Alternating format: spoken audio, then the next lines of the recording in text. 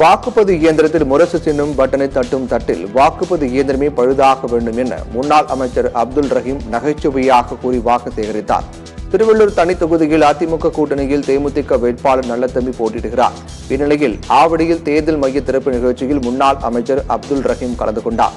அப்போது பேசிய அவர், வாக்குப்பதிவு இயந்திரத்தில் 3வது இடத்தில் உள்ள முரசு சின்னம் பட்டனை தட்டும் தட்டில் வாக்குப்பதிவு இயந்திரமே பழுதாக வேண்டும் என கூறினார். இதனால் அங்கு சிரிப்பலை ஏற்பட்டது.